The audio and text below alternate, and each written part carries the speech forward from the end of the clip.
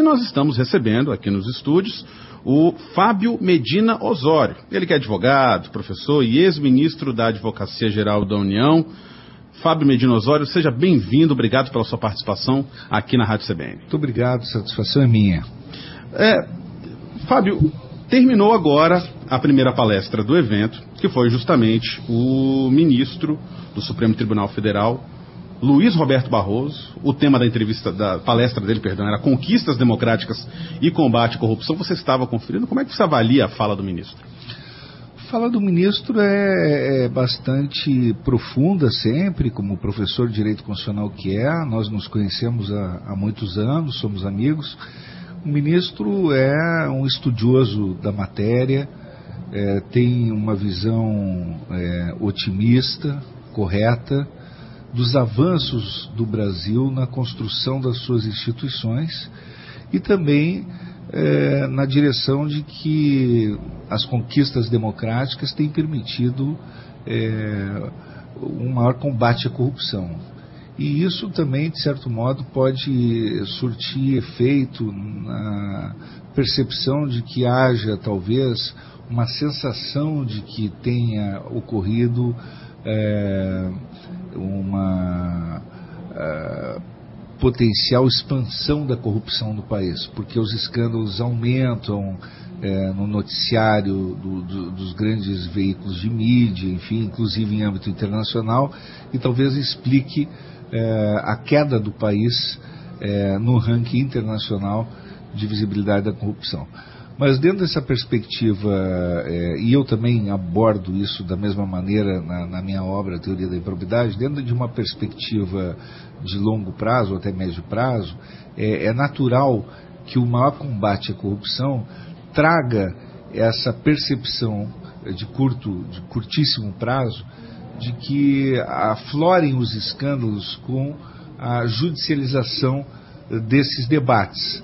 E aí haja uma percepção, digamos assim, imediatista de que o país está mais envolto nesses escândalos e, portanto, tem havido um aumento da corrupção, quando, na verdade, o que houve é o aumento do combate à corrupção. E o que se percebe hoje no país, efetivamente, é o fortalecimento das instituições de enfrentamento à corrupção. Essa foi uma parte importante do discurso do ministro Luiz Roberto Barroso, e que espelha um certo otimismo. Houve fortalecimento do Ministério Público Federal, da Polícia Federal e até de instituições de governo, quer dizer, como é o caso do Ministério da Transparência, a antiga CGU, o Tribunal de Contas da União, que tem feito um enfrentamento também muito importante. Portanto, tem havido avanços muito relevantes no Brasil, nas estratégias de enfrentamento à corrupção e nos resultados que têm sido mostrados à sociedade brasileira. É óbvio que, paradoxalmente, às vezes isso pode gerar um certo sentimento de depressão, de desencanto com a política na população, mas me parece que nós temos que celebrar, de algum modo, esse momento pelo qual passa o país. Bom, daqui a pouco o senhor vai palestrar aqui no evento Diálogo sobre Integridade. O tema da palestra do senhor é Corrupção e Ineficiência, a história da improbidade. Como é que a gente traça esse paralelo histórico aí de corrupção e ineficiência no país?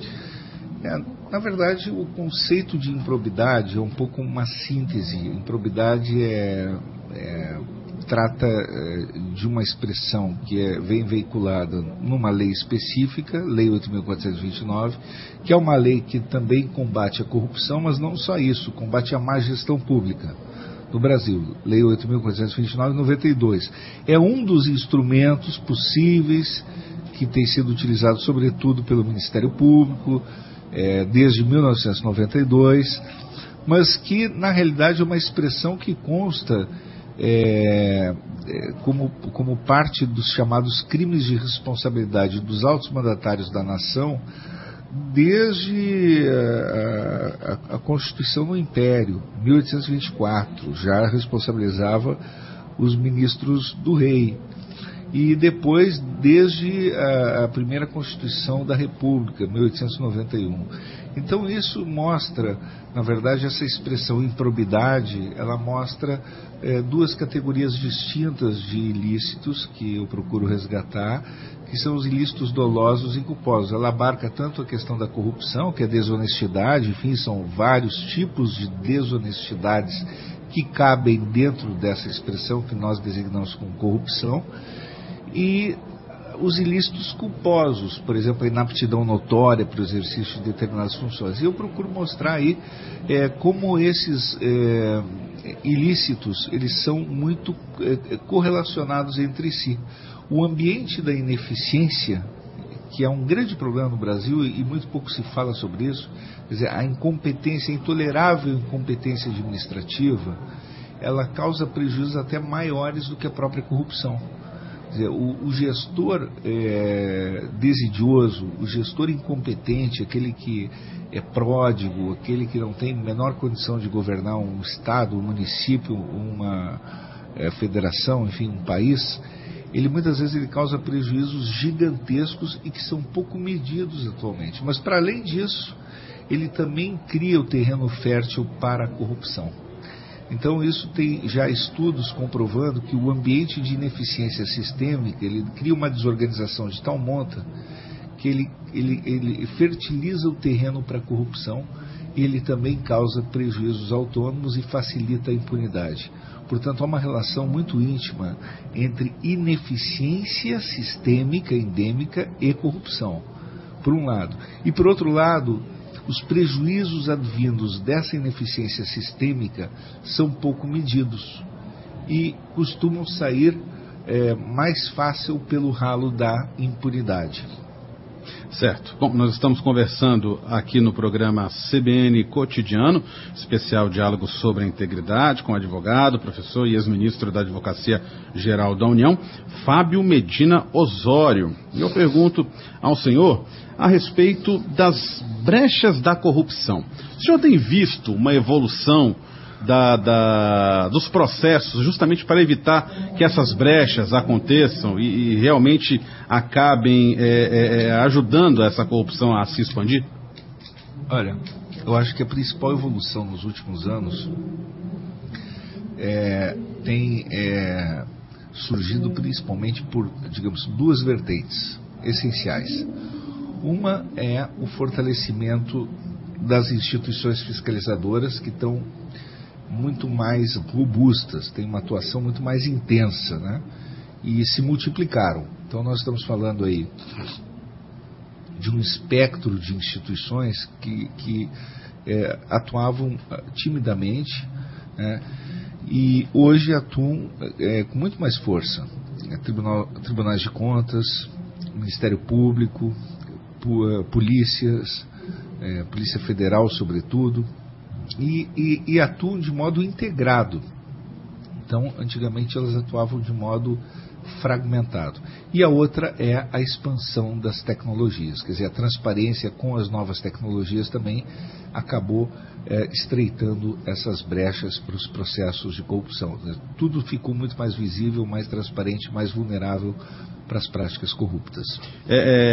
Fábio, a respeito da questão do que está sendo feito em relação às instituições, você falou em duas vertentes muito importantes, eu gostaria que você repetisse para o ouvinte da Rádio CBN. Então, o que mudou, né, em termos de estreitamento das brechas para a corrupção no Brasil? Olha, o que se fala é que a era pós-Lava Jato muda o paradigma, sem dúvida alguma, como já vem mudando no mundo inteiro, no estreitamento, digamos assim, dessas brechas para a corrupção, para os crimes do colarinho branco. Na verdade, assim, o fortalecimento das instituições fiscalizadoras como um todo. Por quê? Porque essas instituições, elas estão com uma atuação muito mais robusta, elas têm equipamentos, elas têm um instrumental jurídico também muito mais sólido para atuar. Eu lhe dou o exemplo das chamadas colaborações premiadas. Quer dizer, e não só isso, a legislação do crime de combate ao crime organizado permite infiltração de policiais com autorização judicial nas estruturas criminosas. Então você imagina, ou mesmo a questão, repito, da delação premiada, quer dizer, a instabilidade de uma organização criminosa para atuar é muito grande. Como é que ela vai poder atuar com a confiança entre os seus partícipes, entre os seus coautores, quando sabe que, eventualmente, havendo alguma situação de traição iminente, quando um deles, ou mais de um deles, pode, no futuro, colaborar com a justiça em troca de benefícios de grande porte, entregando os demais comparsas. Então, isso cria uma instabilidade muito forte nas estruturas criminosas. A margem de negociação para as instituições fiscalizadoras é enorme. Quer dizer, a legislação deu poderes de negociação que antes essas instituições não tinham.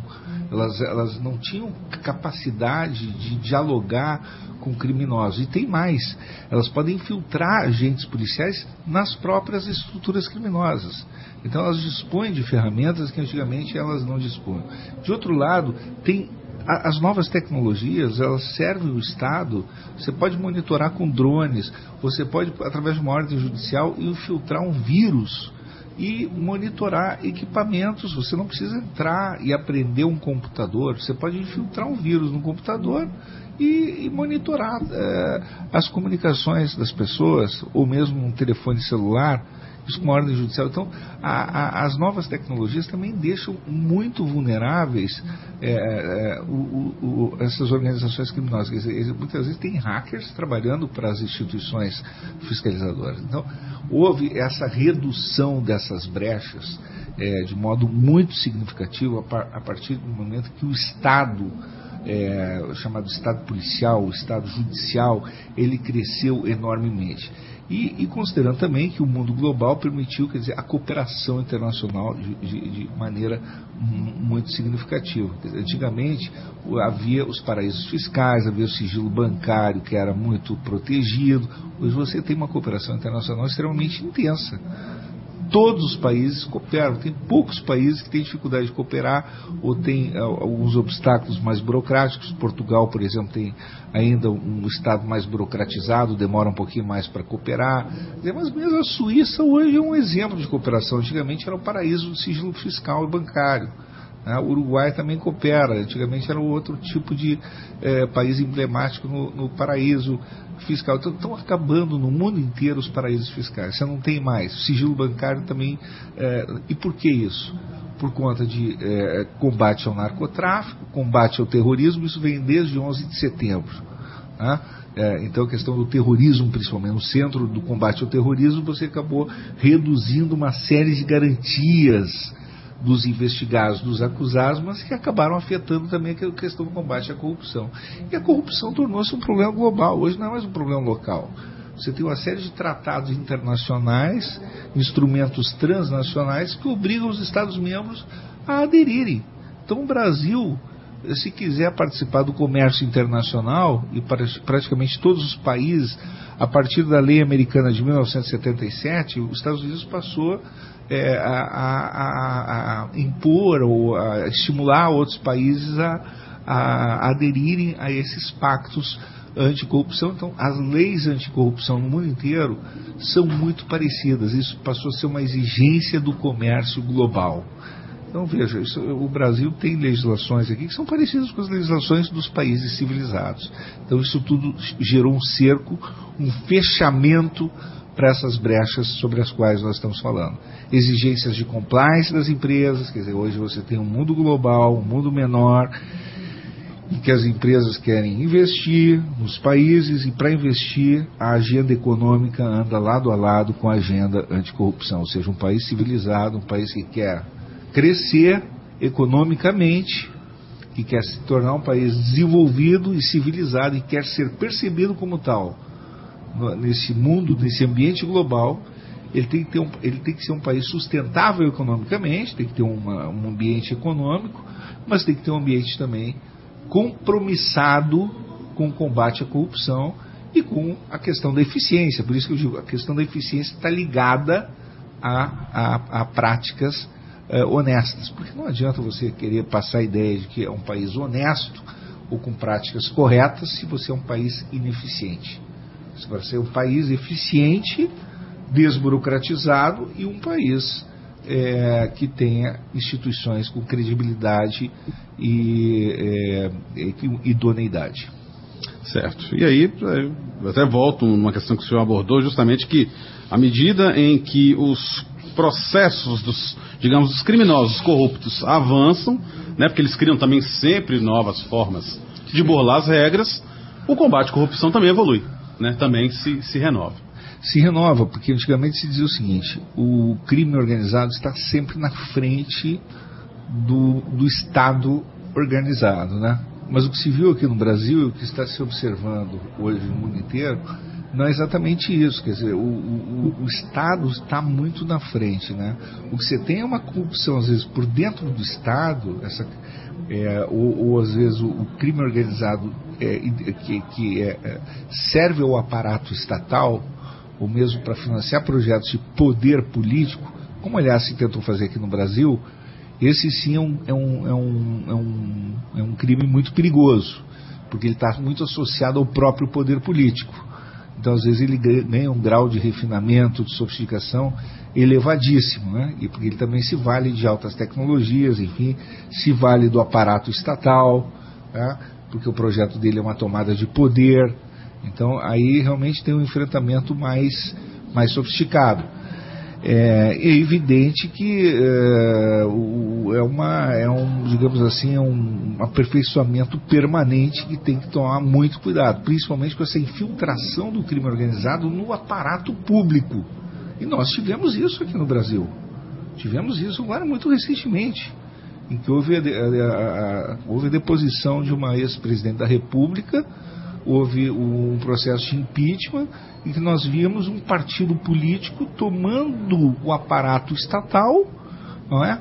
E um crime organizado todo ele infiltrado já tomando conta do Estado por um projeto político de poder, financiando um partido político. Então já víamos percebendo esse projeto claramente desenhado aqui no Brasil, se desenhando. E aí você tem que tomar muito cuidado, porque você pode transformar de repente um país no que aconteceu no caso com a Venezuela, que é um perigo realmente, que era talvez um risco que o Brasil corria. Bom, são 4h13 aqui na CBN Vitória. Osório, você já foi ex-ministro da Advocacia Geral da União, né? Não está nesse cargo desde 2016, correto? E participou ativamente da Operação Lava Jato. Praticamente, vamos colocar, quase 2 anos após sua saída. Como é que você avalia a operação, né, a Operação Lava Jato em si? Houve evolução? O senhor tem alguma crítica à condução que foi tomada na operação depois da sua saída? Como é que o senhor faz uma análise geral? Eu vejo assim que, bom, nós encaminhamos ali por parte da AGU algumas ações. Eu acredito que houve um alinhamento depois, na sequência. Não vejo que tenha havido qualquer falta de sincronização, que foi uma preocupação nossa quando da saída, que houvesse eventualmente alguma ruptura, mas seguiu uma linha técnica, a Advocacia Geral da União, até por conta talvez do perfil técnico mesmo da minha sucessora, que acabou prevalecendo. E penso que o Ministério Público Federal vem conduzindo esse trabalho também de uma maneira muito correta, com o apoio da Polícia Federal, que da forma como tem trabalhado, e não esqueçamos que a Polícia Federal é do braço do Poder Executivo, tem contribuído decisivamente para o êxito dessa operação. E há outros órgãos do próprio Poder Executivo que também têm participado ativamente, né? A própria Receita Federal, o Ministério da Transparência, a antiga CGU, ao Tribunal de Contas da União, que tem trabalhado decisivamente. A Operação Lava Jato é um conjunto de instituições do Brasil. Pensamos muito sempre em torno do juiz Sérgio Moro, que efetivamente até já escrevi um artigo sobre ele, sobre a importância da sua figura, que é central, é emblemática na Operação Lava Jato, mas nós temos todas as cortes que já julgaram e confirmaram as suas sentenças, né? TRF4, o Superior Tribunal de Justiça, o próprio Supremo Tribunal Federal. Então a Operação Lava Jato hoje ela tende, a meu ver, a gerar uma cultura da força-tarefa, cultura da integração entre as instituições, da coordenação, da chamado interinstitucionalidade, digamos assim, da atuação, que é fundamental para que as instituições possam combater esses ilícitos transnacionais, esses ilícitos que têm a transdisciplinariedade como característica central. E como eu digo também em relação ao próprio Ministério Público, há que se pensar na identidade de um Ministério Público nacional ou de um Ministério Público brasileiro, porque a sua atuação tem sido muito fragmentada, lamentavelmente. Então nós temos os Ministérios Públicos dos Estados, o Ministério Público do Distrito Federal, o Ministério Público Militar, o Ministério Público do Trabalho, o Ministério Público Federal, não é? Mas cada vez mais os ilícitos eles podem, pela sua transdisciplinariedade, atingir várias esferas simultaneamente. Então é importante que haja uma preocupação com a atuação integrada desses múltiplos ramos do Ministério Público. E isso é possível sim construir. E a força-tarefa da Lava Jato, pelas suas características, ela mostra que a atuação integrada, é o conceito de força-tarefa, ela dá resultados. Ela, digamos assim, suprime a questão das vaidades das instituições, ela busca um pragmatismo maior, não é? Eventuais abusos ou eventuais equívocos, erros aqui ou acolá, penso que é o judiciário que deve corrigi-los, não é? Porque não há instituição que seja perfeita, ou não há ninguém que, por si só, ou pelo fato de haver ajuizado uma ação penal, essa ação tenha que ser julgada procedente necessariamente, ou com 100% de razão para ter o êxito automaticamente a ser reconhecido pelo judiciário. Então, para isso, precisamos de juízes independentes, precisamos avaliar a técnica. Ainda está por ser aferida qual é a perspectiva de êxito das ações que foram ajuizadas pelo ex-procurador-geral da República, o Rodrigo Janot. Isso é algo que eu sempre frisei, a importância de que o Ministério Público só ajuize ações com grande probabilidade de êxito. Não sei se isso foi observado ou não. Já vi em alguns casos o Supremo Tribunal Federal receber denúncias calcado no conceito ultrapassado de leves indícios. Acho equivocada essa jurisprudência. Então nós temos que mudar isso, porque um processo destrói a vida de uma pessoa, de uma empresa, e o Ministério Público luta tanto para afirmar o seu poder investigatório na Constituição Federal. Eu creio que só se deve oferecer denúncia contra alguém ou uma ação de improbidade se houver robustas provas e uma plausibilidade da pretensão punitiva do Estado, ou seja, quase certeza de que você vai condenar. Porque você tem poder investigatório reconhecido na Constituição Federal de 88. Se você não exauriu a investigação ao ponto de ter quase certeza que a ação é muito plausível e tem grande chance de êxito, por que você vai oferecer esse processo? Se você não reuniu essas provas na investigação, qual é a perspectiva de êxito que você tem? Se não tem chance de êxito real, oferece o processo, qual é o teu propósito? É esmagar a pessoa com o processo, é castigar essa pessoa com o processo. Não tem outra explicação. É uma orientação antiga essa do indúbio pro societate. Esse princípio do indúbio pro societate, ele pode servir para uma busca e apreensão, ele pode servir para uma interceptação telefônica, mas não para o ajuizamento de uma ação penal, não para o ajuizamento de uma ação de improbidade. Isso para... Um bom evento. Muito obrigado. Satisfação é minha.